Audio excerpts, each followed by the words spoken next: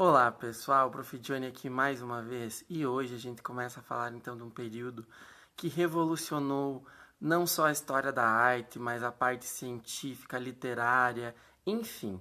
Foi um período de grandes mudanças e que contribuíram e que influenciaram diversos outros movimentos da história da arte. Então hoje a gente fala sobre o Renascimento.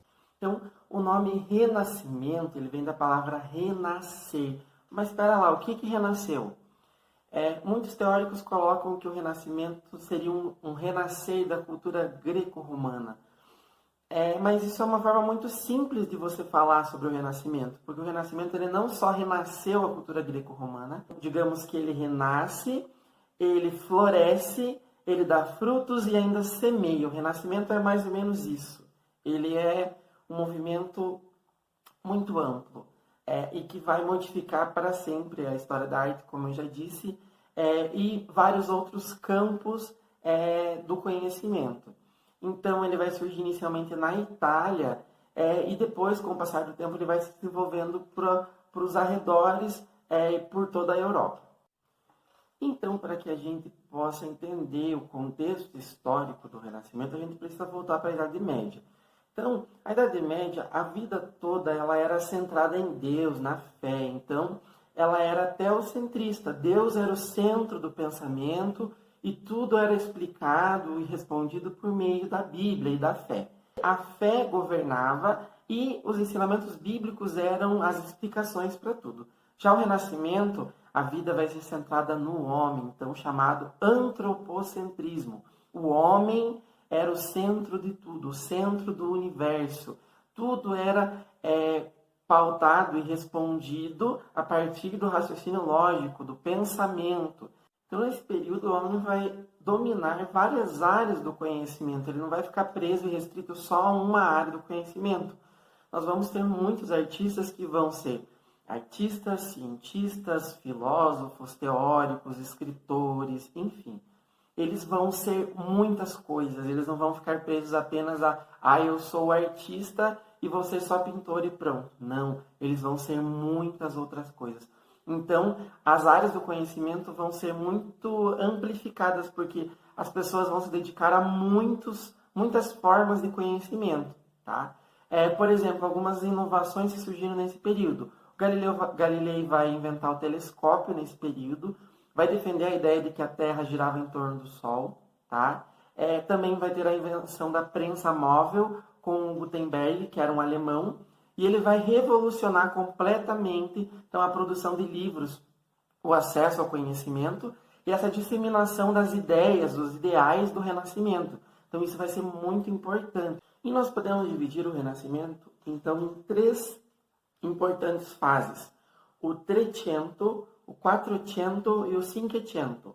Nessa primeira fase do Trecento nós temos um período de passagem, é um processo de transição ali da Média para o Renascimento. Nós temos, por exemplo, artistas como o Giotto, tá? Que a gente conheceu lá, é um dos principais pré-renascentistas, como eles falam, então que eles dão o princípio de uma ideia do uso da perspectiva, trabalhar com profundidade, com volume nas figuras. Então o Giotto vai ser o precursor do Renascimento. Então vai trazer uma importância muito grande para a pintura, tá? Nós temos também o Duccio, com essa obra maestra, que tem 50 metros de comprimento. Olha o tamanho disso, gente. Então é incrível essa fase aí, esse processo de transição, de mudança.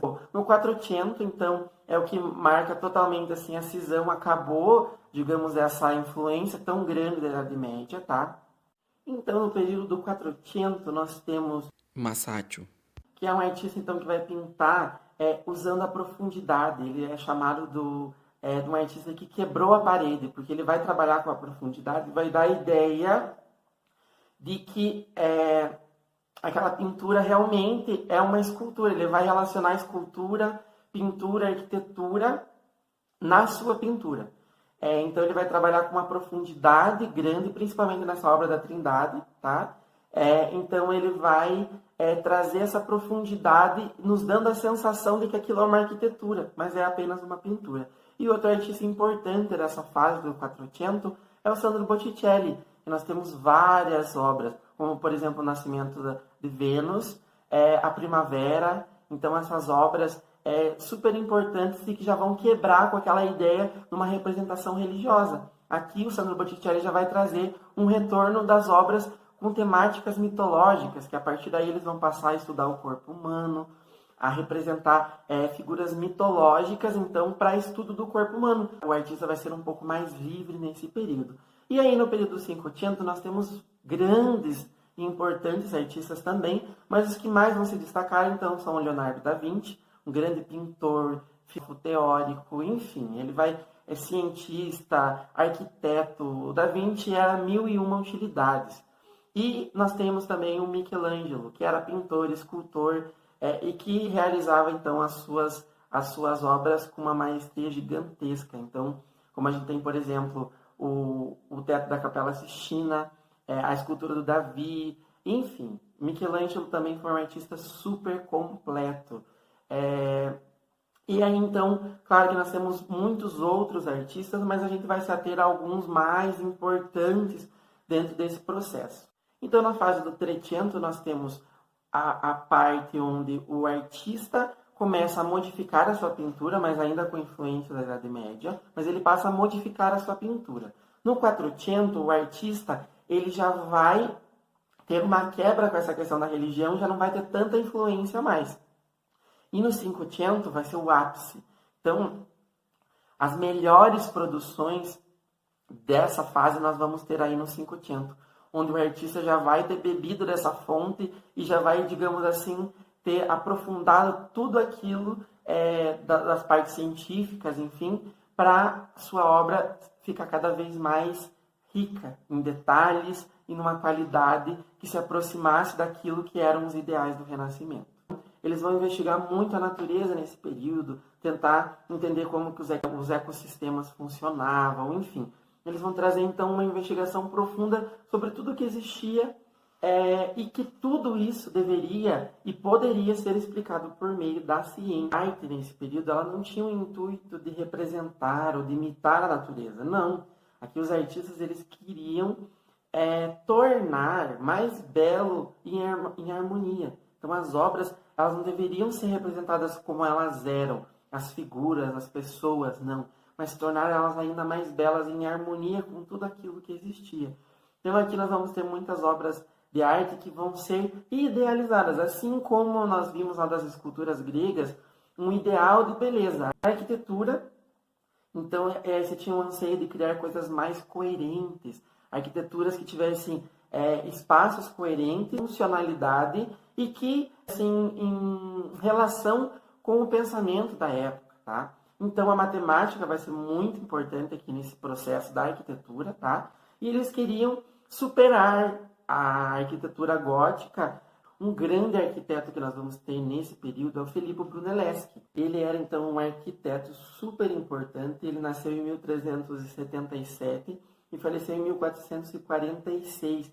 Ele, então, é desse processo do Trecento e do Quattrocento. Ele vai trazer essa ideia. Ele vai ser... então, ele é um ferreiro e joalheiro, desafiara a produzir a cúpula da igreja de Santa Maria del Fiore, em Florença. Então, essa cúpula levou 16 anos para ser construída e ela é a maior cúpula de alvenaria já construída no mundo. A arte, tudo era financiado, então, pelos mecenas. Quem eram os mecenas? Nobres, mercadores que financiavam, que custeavam, que bancavam e incentivavam o cenário artístico dessa época. E aí, durante o período dos 500, nós vamos ter, então, um período das grandes navegações, então, essa troca comercial, os artistas que vão poder explorar e levar suas obras para outros lugares, tá? E aí o Renascimento ele vai acabar se descentralizando da Itália e vai ganhando campo em outros lugares da Europa, como, por exemplo, a Espanha, a Inglaterra, a Holanda. E eu espero, então, que você tenha compreendido um pouquinho mais desse processo, de como se desenvolveu o Renascimento, então, ao longo da história da arte, e que a gente possa, nas próximas aulas, conhecer um pouquinho mais desses artistas e aprofundar os nossos conhecimentos. Então, até lá. Tchau, tchau, gente!